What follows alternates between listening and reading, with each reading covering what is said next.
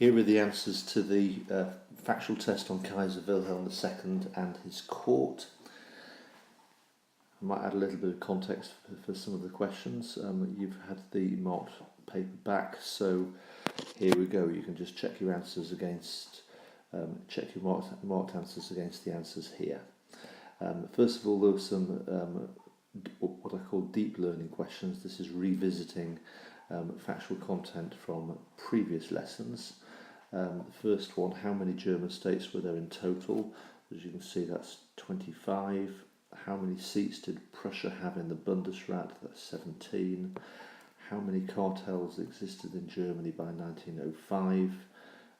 In comparison to just 90 in 1885, 366. The two German coal producers who formed the Rhineland-Westphalia cartel in 1893 were Krupp and Thyssen, both very significant industrialists.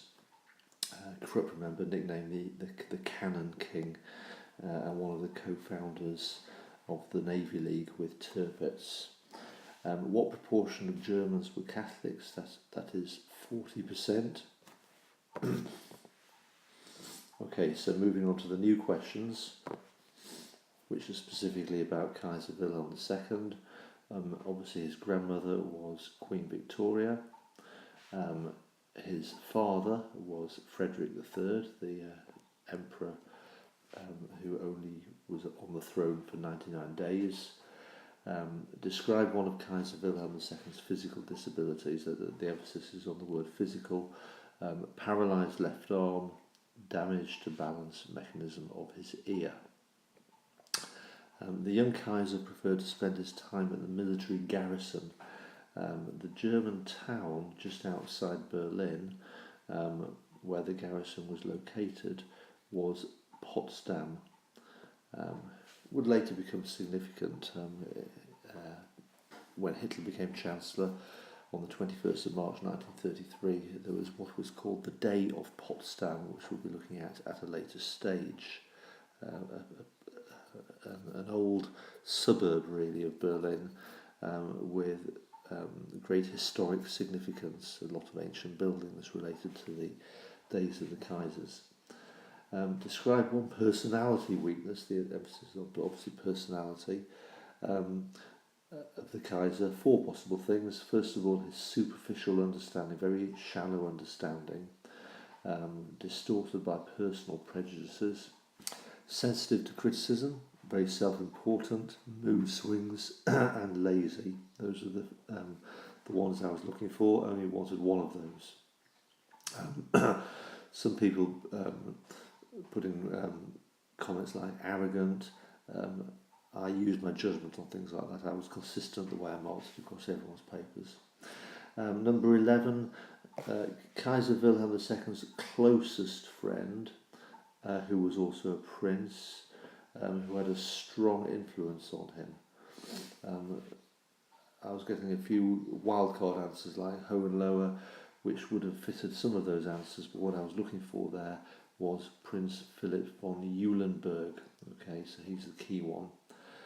The other great flatterer of the Kaiser, who was at the centre of the Kaiser's system of rule, he often called the Kaiser a genius, was Bülow, who would the foreign minister, and then he became Chancellor in 1900, the Chancellor who we most credit with Weltpolitik, who of course was forced to resign after the Daily Telegraph affair. What did Kaiser Wilhelm II once boast that he never read? Well, that's obviously the German constitution. The Kaiser believed he was accountable to only one authority, that was, of course, God. Some of you made reference to the divine right of kings, which was an acceptable answer, so I credited that. Question 15, what old German family did the Kaiser belong to? Well, the name of the royal family that he belonged to was the Hohenzollerns. Okay, the Hohenzollern family. The historian who argued strongly for the Kaiser's personal rule, that's of course the intentionalist debate, was John Roll. And the counter-argument led by Weyler. Okay, that's of course the structuralist top-down argument. Some of you put in other names like Evans, but the emphasis was on the historian who led it. He was the first historian. He was the leader. Historians like Evans have followed on and developed that argument, but didn't actually originally lead it.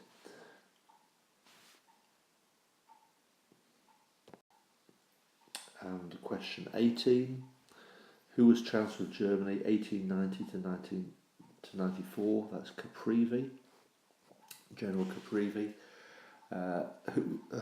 19, the weak-willed Bavarian aristocrat who was Chancellor from 1894 to 1900. You really need to learn the dates, obviously, was Prince Hohenlohe.